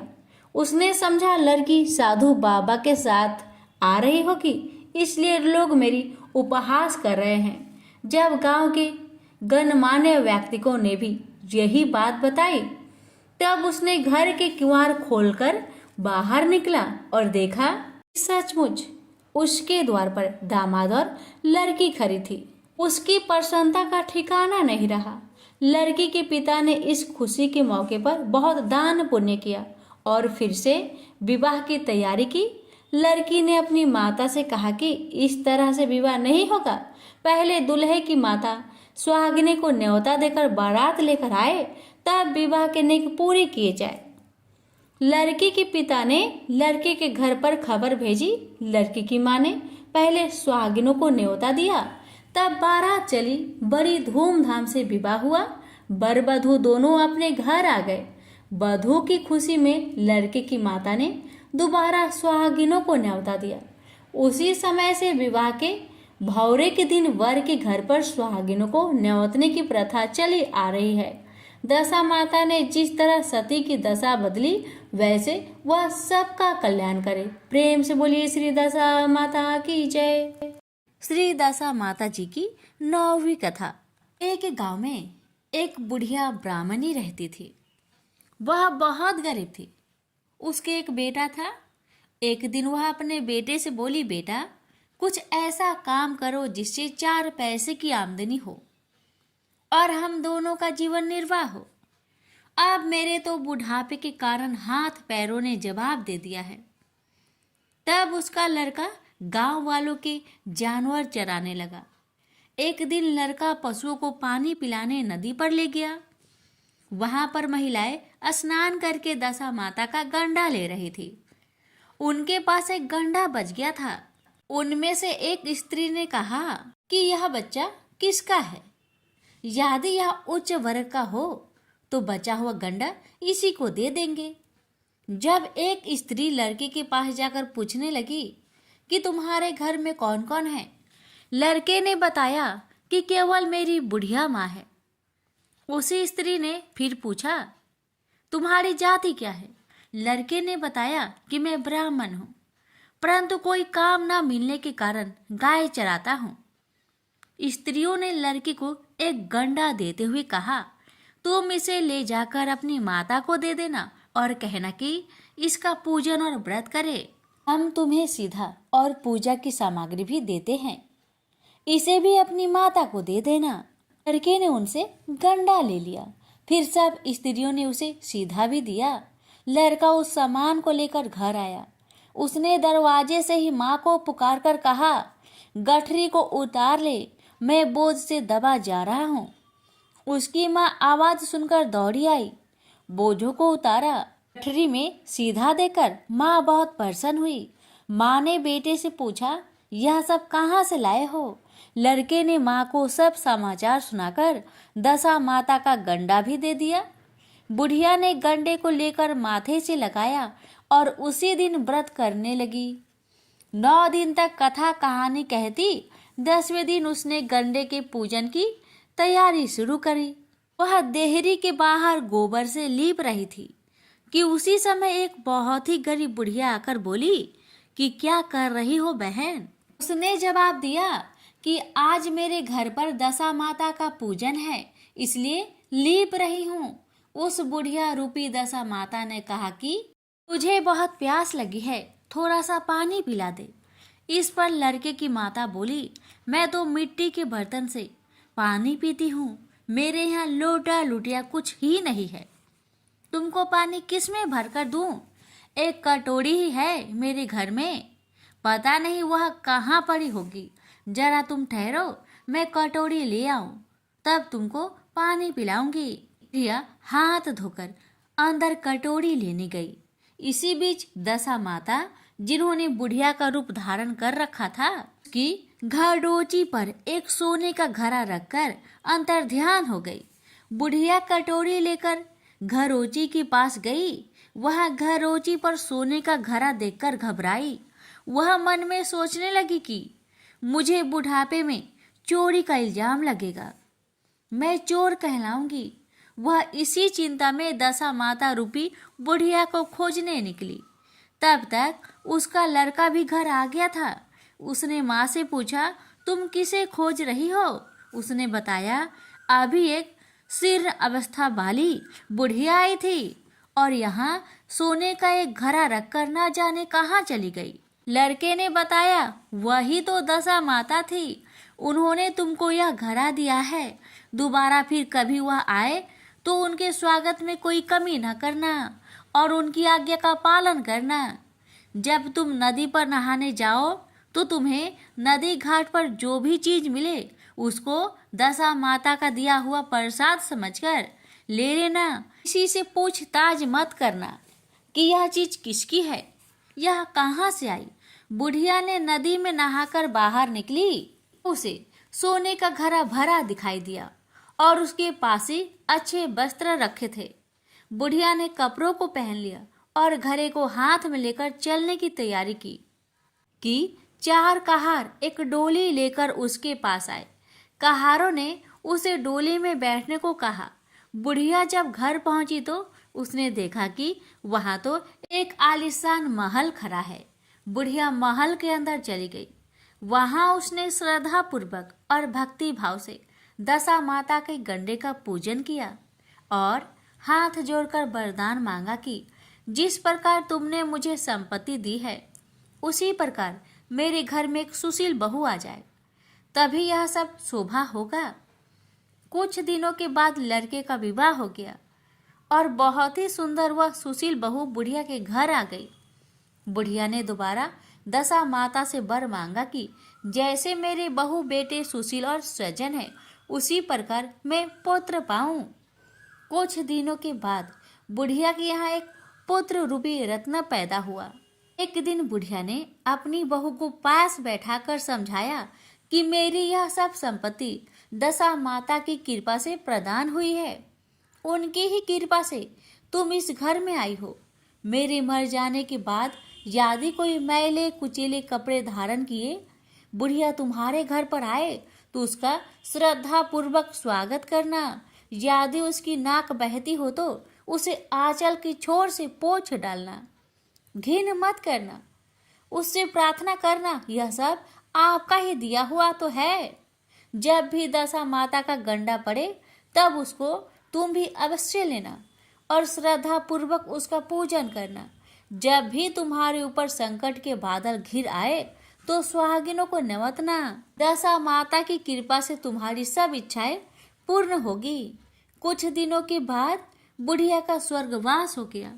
दशा माता ने सोचा कि बुढ़िया के घर चलकर देखना चाहिए कि उसकी बहू सास के वचनों का पालन करती है या नहीं। एक दिन दशा माता वृद्धा भिखारनी का वेश धरकर उसके घर गई। उसे देखते ही बहू खड़ी हो गई, उसके पांव छुए और बालक को उसकी गोद में डाल दिया। उसके श्रद्धा भक्ति को देखकर दशा माता बहुत प्रसन्न हुई। उन्होंने आशीर्वाद दिया कि तेरी धर्म बुद्धि है, भगवान तेरा सदैव कल्याण करेंगे, भंडार भरपूर रहेगा, तू जो इच्छा करेगी वह तुझे अवश्य प्राप्त होगी। दशा माता ने ऐसी कृपा बुढ़िया ब्राह्मणी पर की, वैसी ही कृपा भक्त जनों पर बनी रहे। प्रेम से बोलिए दशा माता की जय। श्री दशा माता जी की 10वें दिन की कथा। इस दिन बहनें गंडे की पूजा करें। तत्पश्चात प्रथम दिन वाली पूजा को विधि अनुसार दोबारा करें। यही 10वें दिन की पूजा होती है।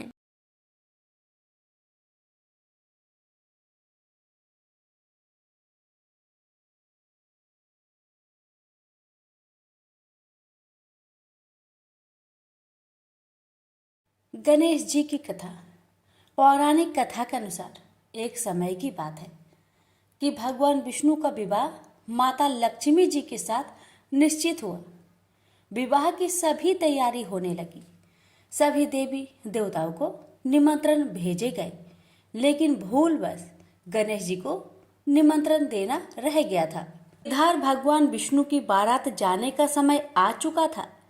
सभी देवता अपनी पत्नियों के साथ विवाह समारोह में शामिल होने को आए, परंतु सभी देवी देवताओं ने देखा कि गणेश जी कहीं दिखाई नहीं दे रहे हैं।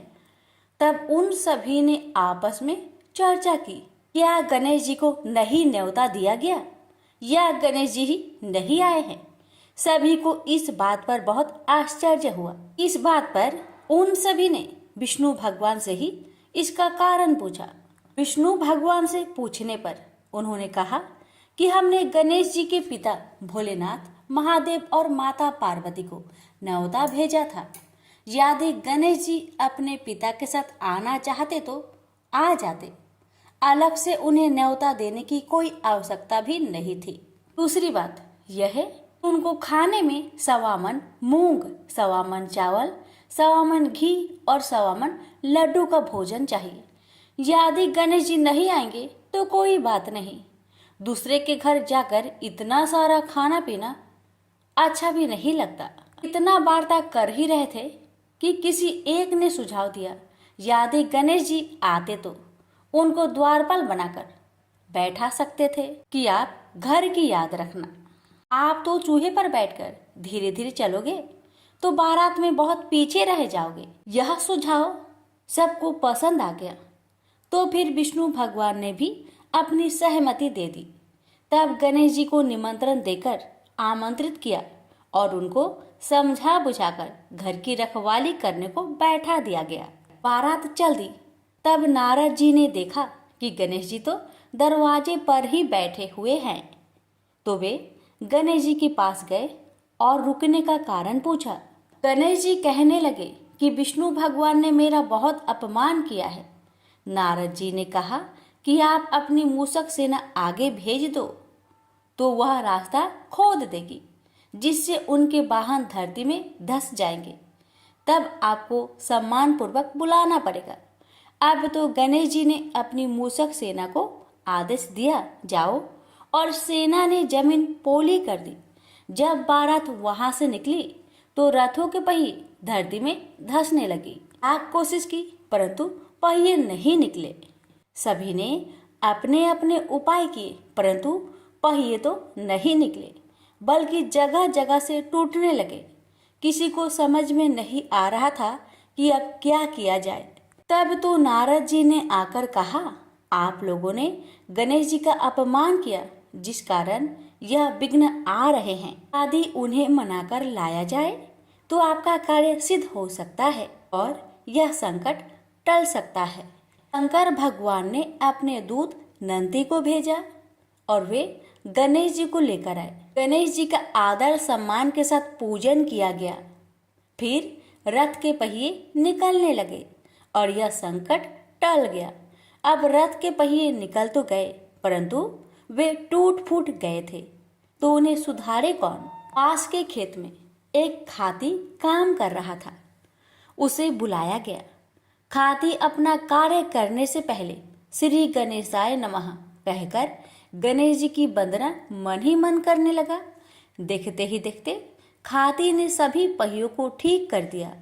तब खाती कहने लगा कि हे देवताओं, आपने सर्वप्रथम गणेश जी को नहीं मनाया होगा और न ही उनकी पूजन की होगी, इसलिए तो आपके साथ यह संकट आया है। मैं तो मूर्ख अज्ञानी हूँ, फिर भी पहले गणेश जी को पूजते हैं, उनका ध्यान करते हैं। आप लोग तो देवगण हैं, फिर भी आप गणेश जी को कैसे भूल गए। अब आप लोग भगवान श्री गणेश जी की जय बोलकर जाए तो आपके सब काम बन जाएंगे और कोई संकट भी नहीं आएगा। ऐसा कहते हुए बारात वहां से चल दी और विष्णु भगवान का लक्ष्मी जी के साथ विवाह संपन्न करा के सभी सकुशल घर लौट आए। हे गणेश जी महाराज, आपने विष्णु को जैसा कारज सरियो ऐसा कारज सबको सिद्ध करिजो। बोलिए गजानन भगवान की जय। आइए श्रवण करें दशा माता जी की आरती। आरती श्री दशा माता की, जय सतचित आनंदे दाता की।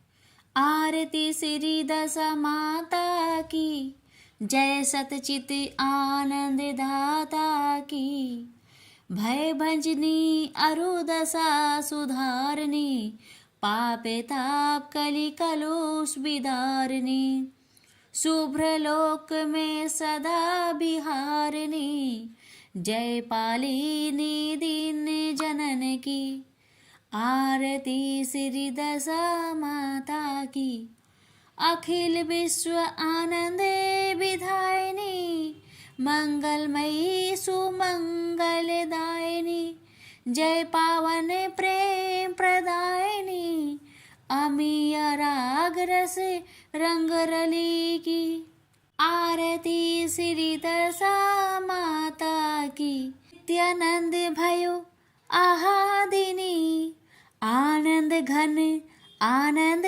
प्रसादिनी रसमयी रसमयी मन उन्मादिनी सरस कमलिनी विष्णु वाली की आरती श्री दशा माता की। प्रेम से बोलिए दशा माता की जय। अब सुनिए श्री दुर्गा जी की आरती। जय अम्बे गौरी मैया, जय श्यामा गौरी मैया, जय मंगल करनी मैया, जय आनंद करनी तुमको निश दिन ध्यावत हरि ब्रह्मा शिवेरी तुमको निश दिन ध्यावत हरि ब्रह्मा शिवेरी जय अम्बे गौरी मैया, जय श्यामा गौरी मांग सिंदूर विराजती को मृद मद को उज्ज्वल से दो नैना चंद्र वदननी को जय अम्बे गौरी मैया, जय श्यामा गौरी कनक समान कलेवर रक्तांबर राजे रक्त पुष्प गलमाला कंठन पर साजे जय अम्बे गौरी मैया, जय श्यामा गौरी केहरी वाहन राजत खडक खप्पर धारी सुर नर मुनि जन सेवत तिनके दुख हारी जय अम्बे गौरी मैया, जय श्यामा गौरी कानन कुंडल शोभित नगरा से मोती कोटित चंद दिवाकर समय राजते ज्योति जय अम्बे गौरी मैया, जय श्यामा गौरी शुभ निशुम विदारी ऐसा सुर घाती धूम्र विलोचन नयना निश दिन मधमाती जय अम्बे गौरी मैया, जय श्यामा गौरी चंड मुंड सहारे सोनित बिजहारे मधु के टप दो मारे सुर भयहीन करे जय अम्बे गौरी मैया, जय श्यामा गौरी ब्रह्मानी रुद्रानी तुम कमला रानी आगम निगम बखानी तुम शिव पट रानी जय अम्बे गौरी मैया, जय श्यामा गौरी 64 योगिनी गावत नित्य करत भैरू बाजत ताल मृदंगा और बाजे डमरू जय अम्बे गौरी मैया, जय श्यामा गौरी तुम ही जग की माता तुम ही हो भरता भक्तन की दुख हरता सुख संपत्ति करता जय अम्बे गौरी मैया, जय श्यामा गौरी भुजाचार अति शोभत भर मुद्राधारी मन वांछित फल पावत सेवत नर नारी जय अम्बे गौरी मैया, जय श्यामा गौरी श्री माल के तू में राजत कोटि रत्न ज्योति जय अम्बे गौरी मैया, जय श्यामा गौरी ये अम्बे जी की आरती जो कोई नर गावे कहत शिवानंद स्वामी सुख संपत्ति पावे जय अम्बे गौरी मैया, जय श्यामा गौरी। प्रेम से बोलिए अम्बे माता की जय।